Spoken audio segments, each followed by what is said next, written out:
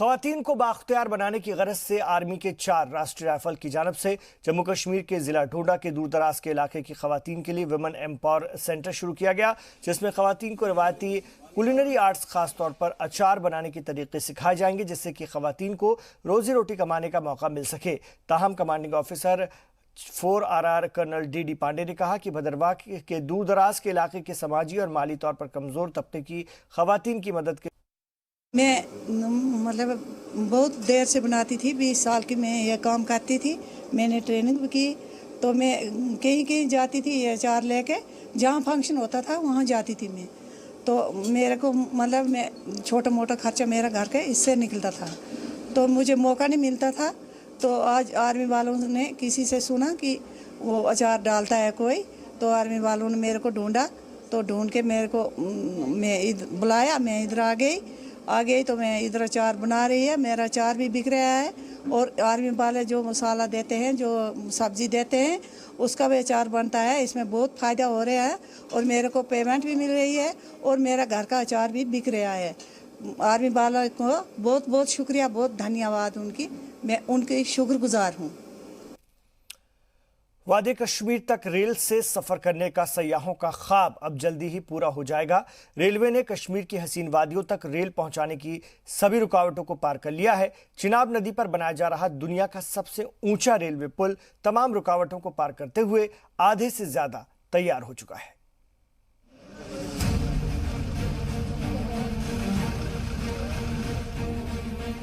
चिनाब दरिया पर बन रहा रेलवे पुल इंडियन इंजीनियरिंग का बेहतर नमूना होगा, जो अगले साल तक बनकर पूरा हो जाएगा। पुल के तकरीबन 75% हिस्से की तामीर का काम पूरा हो चुका है। कोंकण रेलवे कॉरपोरेशन लिमिटेड का दावा है कि दिसंबर 2021 तक पुल पर रेल खिदमत शुरू होते ही कश्मीर की वादी रेल लूप के जरिए मुल्क के दूसरे हिस्सों से जुड़ जाएगी। ये रेलवे पुल दुनिया का सबसे ऊंचा रेलवे ब्रिज होगा। इस रेलवे ब्रिज की नदी की सतह से ऊंचाई 359 मीटर होगी। इसको आसान जबान में समझाएं तो ये पुल कुतुब मीनार से 5 गुना ऊंचा होगा। कश्मीर घाटी को देश दुनिया से रेल मार्ग से जोड़ने के लिए ये चिनाब ब्रिज है, जो कि इस समय जो है अंडर कंस्ट्रक्शन है। और ये चिनाब ब्रिज के वो जो है आर्क है, जिसको लेके हमेशा से दुनिया में बात होती रहती है कि ये अपने आप में इंजीनियरिंग का एक ऐसा नायाब नमूना है। ये 467 मीटर का 467 मीटर का ये जो आर्क है, ये आर्क जो है ये इस ब्रिज की एक नींव है। और ये नींव जो है अपने आप में काफ़ी मजबूत जो है वो है, क्योंकि ये पुल जो है, अगर इस पुल की हम बात करते हैं तो ये एफिल टावर से जो है उससे ज़्यादा इसकी ऊंचाई है। इसकी ऊंचाई देख सकते हैं, रिवर बेड से नीचे से लेके ऊपर तक इसकी ऊंचाई देख सकते हैं। ये एफिल टावर से भी 35 मीटर ऊंचा है। 359 इसकी रिवर बेड से इसकी ऊंचाई 359 मीटर इसकी वो ऊंचाई है। और उसके साथ साथ अगर हम बात करें तो ये लंबाई में अभी हमें ये कम दिखाई दे रहा है, लेकिन लंबाई की अगर बात करें तो ये 1315 मीटर लंबा ये रेलवे का पुल होगा। रेलवे के इतिहास में ही नहीं, ये अगर हम बात करें कि दुनिया के इतिहास में भी एक ऐसा पुल है कि जिसमें जो है क्रेन इसमें जो गर्डर जो होगा वो 960 मीटर का क्रेन गर्डर है, जो कि आज तक दुनिया में ऐसा कहीं पे भी नहीं है। तो ये पुल जैसे ही कंप्लीट हो जाएगा, हालांकि रेलवे का कहना है कि 2021 में ये पुल कंप्लीट हो जाएगा। इस पुल की ही कंप्लीट होने में जो है उधमपुर श्रीनगर बारामूला रेलवे लिंक का जो है दारोमदार इसी पुल के कंप्लीट होने पे रुका हुआ है, क्योंकि ये पुल जैसे ही कंप्लीट होगा उसके बाद जो है, क्योंकि इस पुल का 75% काम पूरा हो गया है, लेकिन इस जो रेलवे मार्ग है उसका जो है 60% काम जो है वो लगभग जो है रेलवे ने पूरा कर लिया। यानी कि जल्द ही कश्मीर घाटी में पर्यटक जो हैं वो रेल मार्ग से जा पाएंगे। कैमरामैन अजय जाडू के साथ Raju Kerni, Zee media, Chenab bridge. Konkan railway की माने तो ये रेलवे पुल इंडियन रेलवे की जानिब से तैयार किया जा रहा सबसे मुश्किल पुल है। चिनाब दरिया से 359 मीटर की ऊंचाई तक पिलर बना पाना मुमकिन नहीं था, इसलिए इंडियन रेलवे ने लोहे की फाउंडेशन को तैयार किया है। इस पुल को बनाने के लिए 24,000 टन इस्पात का इस्तेमाल किया जाएगा। चिनाब पुल में ऐसी तकनीक और साजो सामान इस्तेमाल किए जा रहे हैं जो पूरी दुनिया में अपनी तरह का पहला एक्सपेरिमेंट है। पहली बार इतने ऊंचे पुल को तामीर करने में मेहराबी तकनीक यानी लॉन्चिंग आर्क को बेस बनाया गया है। पिछले साल ही इसका मजबूत मेहराब बनकर तैयार हुआ है। चिनाब दरिया पर बन रहे पुल की तामीर का काम साल 2004 में शुरू हुआ था। अब कोंकण रेलवे ने अफगान कंपनी को इसका जिम्मा सौंप दिया है। इस कंपनी ने पुल की मजबूती को लेकर 120 साल की वारंटी दी है, जबकि उसका दावा है कि पुल 500 साल तक टिका रहेगा। पुल की चौड़ाई 13 मीटर है, जिसमें 150 मीटर ऊंचे 18 पिलर होंगे। पुल पर रेलगाड़ी और ढांचे से पुल की बुनियाद और पिलर पर 10 mm² मीटर जगह में 120 टन वजन पड़ेगा। पुल की वजन बर्दाश्त करने की सलाहियत 500 टन होगी। ये पुल 260 किलोमीटर पर आवर की स्पीड से आने वाली हवाओं की रफ्तार को भी झेल सकेगा, जिससे हर मौसम में रेल खदमात जारी रह सकेंगी। एक्चुअली आपको जैसा ये पता है कि इसको 266 किलोमीटर पर आवर के लिए इस ब्रिज को डिजाइन किया गया है, और ब्रिज उसकी जो स्टेबिलिटी है, मेन प्रॉब्लम इस आर्च ब्रिज की स्टेबिलिटी को जो है 266 किलोमीटर आवर पर 3 गस्ट में उसमें होती है, और उसके लिए हमने डिज़ाइन किया। और इसके बाद रही प्रोटेक्शन की TNT ब्लास्ट लोड की। तो हमारा इसका जो डेक है उसके ऊपर हम blast protection first time in India में किसी ब्रिज के लिए ब्लास्ट प्रोटेक्शन सीट हम लगा रहे हैं। इसके ऊपर 4 TNT के ब्लास्ट कर वो करेगा तो भी हमारा ब्रिज सेफ रहेगा। इवन जो पियर्स इसके पावे बने हुए हैं, पिलर्स, वो भी 20 मीटर की दूरी पर अगर 100 टन TNT के कोई ब्लास्ट करता है तो उसके लिए भी वो सेफ है। और इस ब्रिज की मॉनिटरिंग के लिए हमने ढेर सारे इंस्ट्रूमेंटेशन स्कीम कर रखी है। स्लोप जो है उसके लिए बना रखे हैं, टिल्टोमीटर लगा रखे हैं, एनोमीटर लगाएंगे। और आर्च जो है 55% आर्च कंप्लीट हो गई है, 45% बची हुई है। वो नेक्स्ट जो है अभी 2021 में हम इस ब्रिज को कंप्लीट कर लेंगे। मौजूदा वक्त में दुनिया में सबसे ऊंचा रेलवे ब्रिज चीन में है। नजीए है रेलवे ब्रिज, जिसकी ऊंचाई 305 मीटर है। अगले साल तक इंजीनियरिंग में चीन की बादशाहत पर हिंदुस्तान का कब्जा होगा, क्योंकि तब तक ये चिनाब दरिया पर रेलवे ब्रिज बनकर पूरी तरह से तैयार होगा। हिंदुस्तान का रेलवे ब्रिज चीन के नजीए रेलवे ब्रिज से 54 मीटर ऊंचा होगा। यूएसबीएल प्रोजेक्ट है 272 किलोमीटर का लेंथ में। अभी already 136 kilometre from Banihal to Baramulla already completed and commission. Balance portion है from Katra to Banihal. It's really a very tough section compare to other section. इस पुल को बनाने में एक और रिकॉर्ड बन गया है। इस पुल में दुनिया के सबसे लंबे केबल क्रेन का इस्तेमाल किया जा रहा है। करीब 915 मीटर लंबा केबल क्रेन दुनिया में कहीं भी इस्तेमाल नहीं किया गया। ब्रिज के 2 एंड को आपस में मिलाती है। जो सामना एंड है, जो इस समय आप देख रहे हैं, ये कटरा एंड है, कौड़ी एंड इसको बक्कल एंड बोलते हैं, ये कटरा एंड है। और इसके साथ ही ये क्रेन जो है, ये कटरा एंड से आते हुए ये श्रीनगर एंड जो है, ये श्रीनगर एंड आता है। कश्मीर एंड पे आके ये क्रेन यहाँ पे पहुंचती है। रेलवे अधिकारियों का यहाँ पे दावा है कि ये दुनिया की सबसे लंबी जो है केबल क्रेन है।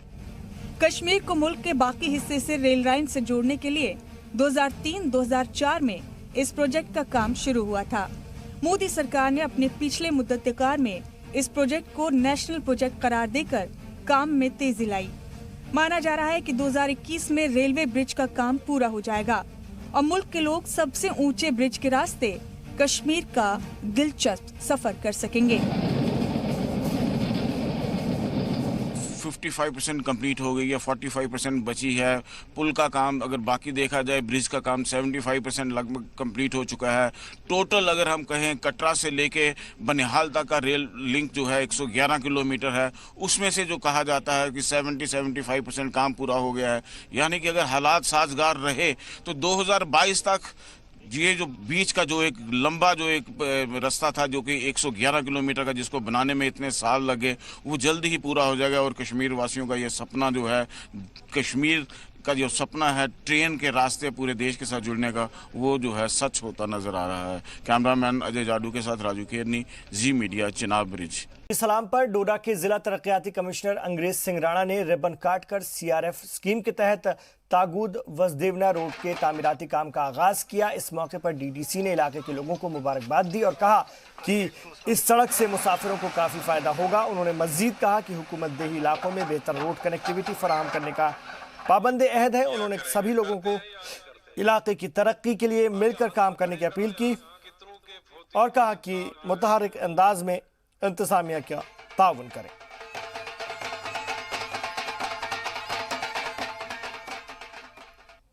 जम्मू के कटरा शहर के वार्ड नंबर 4, 6, 5 और में गुज़िश्ता 3 दिनों से बिजली ठप होने के चलते वार्ड के लोगों को काफ़ी परेशानियों का सामना करना पड़ रहा है। वहीं तीनों वार्डों में काफ़ी तादाद में होटल, गेस्ट हाउस वगैरह हैं और बिजली गुल होने से बिजली से चलने वाले आलात बुरी तरह से मुतासिर हुए हैं। इतना ही नहीं, बिजली बंद होने से पानी की सप्लाई भी काफ़ी मुतासिर हो रही है, जिससे कि वार्ड के साथ साथ होटलों, गेस्ट हाउस वगैरह में ठहरने वाले श्रद्धालुएं भी परेशानी झेलने पर मजबूर हैं। वहीं महकमा बिजली के AEE राजेश मेंगी ने बताया कि बिजली निज़ाम को पूरी तरह से बहाल करने के लिए वो लगातार अपनी कोशिश जारी रखे हुए हैं और गुज़िश्ता 12 दिनों में 7 ट्रांसफार्मर बदल चुके हैं, लेकिन ओवरलोडिंग के सबब ट्रांसफार्मर ख़राब होते चले जा रहे हैं। हर बार सर्दियाँ आती हैं और हर बार दिक्कत आती है। इस बार सर्दियों में तो दिक्कत कुछ ज़्यादा ही आना स्टार्ट हो गई है। 28-29 से हम बिजली की जो प्रॉब्लम है उसको फेस कर रहे हैं। ट्रांसफार्मर 2 बार चेंज हो गए हैं, बट जैसे ही चेंज करते हैं 1-2 दिन में वो फिर से उठ जाता है। और कटरा में 6 से 7 ट्रांसफार्मर अलग अलग बार्ड्स में जो है लग चुके हैं और उड़ जाते हैं। इसमें मैं बिजली विभाग का भी बोलूँगा, उनकी भी गलती है और स्थानीय लोग जिन्होंने गेस्ट हाउस हैं जिनके, उनकी भी गलती है। क्या करते हैं, जैसे कि 4-4, 5-5 कमरों का जिनके गेस्ट हाउस हैं, वो रात को क्या करते हैं, कुंडियाँ डाल देते हैं जिसमें राड लगा के फेंकते हैं। उसमें जो वोल्टेज है वो 5000 वाट खाती है और गीजर का जो है 200 वाट खाती है। उसकी वजह से प्रॉब्लम आती है। लोग दिन ब दिन परेशान हो रहे हैं। यात्रा भी है, परेशानी दिन ब दिन बढ़ती जा रही है। यात्रा काम सुबह कटरा के वार्ड नंबर 6 में, वार्ड नंबर 6 नहीं बोलना मेरे को, लगातार 4 दिन से बिजली नहीं आई। बिजली ना आने का कारण जो है वो ट्रांसफार्मर का बार बार सड़ना बताया जा रहा है। जब बिजली विभाग से इस बारे में जानकारी ली गई तो बिजली विभाग का कहना था कि ओवरलोडिंग के चलते जो है 2 बार ट्रांसफार्मर लगाया गया है, परंतु दोनों बार जो है ट्रांसफार्मर सड़ गया है। होटल जो है, चाहे गेस्ट हाउसों की बात करें तो इस वार्ड नंबर 5 और 6 में जो है छोटे छोटे बहुत से गेस्ट हाउस हैं, जिन्होंने सर्दियों में कमरे की बुकिंग के लिए जो है छत से डायरेक्ट तार लगाकर जो है पानी की रॉडें लगाई होती हैं गर्म पानी करने के लिए। गर्म पानी की रॉडें जो है वो लगातार 5000 तक की वोल्टेज जो है वो कंज्यूम करती हैं। यही कारण है कि बिजली विभाग का कहना है कि यहाँ पे 30 तारीख से बिजली बंद है, ठीक है। 3 तारीख को इन्होंने लगाया था ट्रांसफार्मर, वो 400 वाटेज का लगाया था, तो वो इधर स्पोर्ट नहीं करता है क्योंकि यहाँ पे घर भी काफ़ी हैं और होटल बने हुए हैं, उन्होंने गीज़र लगाए होते हैं, तो वो स्पोर्ट नहीं करता है। कल इन्होंने क्या किया, कल इन्होंने बिजली की तारें भी काटी हुई हैं होटलों की, ठीक है, और साथ में गीज़र भी इन्होंने बोला कि उतार दो तो बाद में लगा लेना, ठीक है। फिर इन्होंने शाम को फिर से तारें लगाई हैं बिजली वालों ने। कुलगाम के DDC शौकत एजाज भट्ट ने जिले में ज़राअत, बागवानी, माहीगीरी और दीगर शोबों के काम, तरक्की और कामयाबियों का जायजा लेने के लिए अफसरान के साथ एक मीटिंग का एहतमाम किया, जिसमें कि ADDC, ADC, JD planning, CHO, CAO, CAHO, AD fisheries और दीगर अफसरान भी शामिल थे। मीटिंग के दौरान डिपार्टमेंट के हेड ने काम, तरक्की और कामयाबियों के साथ अपने डिपार्टमेंट के फ्यूचर प्लान्स के बारे में जिला तरक्याती कमिश्नर को मुख्तसर जानकारी दी। अंडरगाम पट्टन के गुदड़ी मोहल्ला के लोगों ने जरूरी खदमात मुहैया न कराने को लेकर महकमा PHE और PDD के खिलाफ मुजाहरा किया। इस दौरान मुजाहरीन ने कहा कि दहाइयों से उन्हें साफ पीने का पानी फराहम नहीं किया जा रहा है, जिसकी वजह से उनकी सेहत पर काफी बुरा असर पड़ रहा है। उन्होंने मजीद कहा कि वो अंधेरे में रहने पर मजबूर हैं क्योंकि मुताल्लिका PDD डिपार्टमेंट उनके गाँव के साथ साथ आंख मिचौली का खेल खेल रहा है। राजौरी पुलिस को बड़ी कामयाबी मिली है। राजौरी पुलिस ने चोरों के गैंग को पकड़ा है। पुलिस ने चोरों से लाखों की प्रॉपर्टी जब्त की है। इस दौरान पुलिस ने कई मुश्तबा लोगों को भी गिरफ्तार किया और उनसे पूछताछ चल रही है। हम आपको बता दें कि चोरों के गैंग से राजौरी के लोग काफी परेशान हैं, ताहम उनके पकड़े जाने से लोगों को काफी राहत मिली है। टीम ने देखा कि कुछ सस्पेक्ट्स जो ऐसे हैं कि जो बार बार उनकी, चाहे वो टेक्निकल सर्विलेंस थी या ह्यूमन सर्विलेंस थी, उसके बुनियाद पे उनकी जो मशकूक सस्पिशियस मूवमेंट जो देखी गई, उसके बिना पे कुछ नाकाज लगाए गए और कुछ जगह पे जो है वो छापे भी डाले गए। और इसी नाकाबंदी और छापों के दौरान जो है वो ये लोग जो हैं 6 लोग अरेस्ट हुए हैं। इनसे लगभग 4 लाख के ऊपर की मालियत जो है थेफ्ट की वो बरामद हुई है, जिसमें 3 मोटरसाइकिल हैं, 31 मोबाइल हैं, 1 लैपटॉप है, 1 डिजिटल कैमरा है, स्पीकर है और इसके अलावा 5000 रुपया कैश भी है अभी इनसे इनिशियल इन्वेस्टिगेशन में यही चीज़ें बरामद हुई हैं। अलबत्ता जो इनकी सस्टेन्ड इंट्रोगेशन वो जारी है और मुझे उम्मीद है कि और भी कुछ खुलासे जो हैं वो इनसे चोरी के बरामद होंगे। बहरहाल 7 केसेस जो हमारे थेफ्ट के वो इन्हीं से अभी हमारे हल हुए हैं और मुझे उम्मीद है कि आगे और भी कुछ केसेस जो हैं जो इन्वेस्टिगेशन आगे बढ़ती है तो मिलेंगे। सर बीते दिनों जीएमसी रजौरी में भी देखिए उसमें उनसे भी पूछताछ की जा रही है क्योंकि उनके अपने भी चौकीदार वगैरह वहाँ पे तैनात हैं और हमने भी इन्वेस्टिगेशन शुरू की है और मुझे उम्मीद है कि वो कहीं ना कहीं निकल आएगा कि चोरी किस तरीके से हुई है और कहाँ पे इस तरीके से हुई है और कहाँ पे। इसमें मैक्सिमम लोकल के ही हैं, एक बाहर के हैं, बाहर स्टेट बिहार के हैं और बाकी तो लोकल ही हैं। चंडीगढ़ में खेला गया आई बॉल नेशनल चैंपियनशिप। इसमें कश्मीरी खिलाड़ियों ने लाजवाब खेल का मुजाहरा किया। नौजवान खिलाड़ियों ने आई बॉल नेशनल चैंपियनशिप में फतह हासिल की और कप जीतने में भी कामयाब रहे। इन खिलाड़ियों ने कहा कि वो कश्मीर में इस गेम को फरोग देना चाहते हैं। उन्होंने कहा कि वादी कश्मीर में आई बॉल के बारे में लोगों को बहुत कम जानकारी है। आई बॉल से जुड़े खिलाड़ियों ने कहा कि सरकार अगर उन्हें सही ढंग का प्लेटफॉर्म मुहैया कराती है तो वो इस गेम को आगे तक ले जाएंगे और कश्मीर का नाम रोशन करेंगे। वहीं आई बॉल जैसी गेम में बेहतर करने के बाद आई बॉल के कोच और मुंतजमीन के साथ साथ खिलाड़ियों का मानना है कि आई बॉल न सिर्फ अब अरब ममालिक बल्कि हिंदुस्तान में भी खेलने का रिवाज शुरू हो गया है और कश्मीर जैसी जगह से खिलाड़ियों की दिलचस्पी देखते ही बन रही है। बिल्कुल सर, ये न्यू गेम है। 2015 में ये इंट्रोड्यूस हुई है इंडिया में और ये यहाँ आई है 2019 में। तो ये गेम 4 गेम्स का मिक्स है। ये फुटबॉल है, वॉलीबॉल है, बास्केटबॉल है और हैंडबॉल है। तो इसमें 8 प्लेयर्स खेलते हैं। टोटल इसमें 12 प्लेयर्स होते हैं। 8 प्लेयर्स खाली खेलते हैं। 4 कलर्स के प्लेयर्स होते हैं, रेड, ब्लू, ग्रीन, येलो। तो इसमें जो बॉल्स होती है 4 बॉल्स होती है, वो भी सेम कलर्स होती है और बास्केट भी इसका वैसा ही होता है, 4 कलर्स का बास्केट होता है। जी सर, ये टूर्नामेंट हमारे लिए बहुत टफ था क्योंकि सारे फ्रेशर्स थे। पूरी ये हमने खेला चंडीगढ़ में, हमारे वहाँ पे मैचेस चंडीगढ़ में हमारे मैच हुए क्योंकि सारे प्लेयर्स को पूरी नॉलेज नहीं थी क्योंकि न्यू गेम थी। प्लेयर्स कोशिश कर रहे थे 2 साल से लेकिन समझ में नहीं आ रहा था। तो फिर पहला नेशनल था प्लेयर्स का, तो वहाँ पे हमने खेला और शुक्र है अल्लाह का। वहाँ पे स्टेट्स के साथ खेला। पहला हमारा था एमपी के साथ, दूसरा था बिहार के साथ, तीसरा भी लगा बिहार के साथ ही, चौथा था झारखंड के साथ और पांचवा था आसाम के साथ और 6th फाइनल मैच था वो केरला के साथ था। हैंडीक्राफ्ट डिपार्टमेंट की जानिब से राजौरी के दूर दराज इलाके की माली तौर पर कमजोर खवातीन के लिए हैंडीक्राफ्ट सेंटर शुरू किया गया है जिसमें कि दर्जनों खवातीन जेर तरबियत हैं। हैंडीक्राफ्ट डिपार्टमेंट ने राजौरी में मुख्तलिफ मकामात पर खवातीन के लिए दस्तकारी मराकज खोलने के लिए कई सेल्फ ग्रुप की शुरुआत की है, जिनमें से एक राजौरी जिले के धारहल ब्लॉक के दूर दराज के डूडस गांव में दस्तकारी का एक मरकज कायम है जिसमें इलाके की कई खवातीन हैंडीक्राफ्ट में मुकम्मल तौर पर मुफ्त तरबियत फराहम उनको कराई जा रही है। मेरा नाम राबिया कोसर है, मैं इधर डडाज में रहती हूँ। मैंने ग्रेजुएशन की हुई है। घर की परेशानी की वजह से मैंने आगे एडमिशन नहीं ली, तो यहाँ पे मैं सेंटर कर रही हूँ। ये सेंटर अच्छा चल रहा है, तो आगे भी ये सेंटर चलेगा। तो ये ट्रेनिंग कर रही हूँ कि आगे मैं लड़कियों को और भी सेंटर खुले तो उनको भी सिखाऊंगी।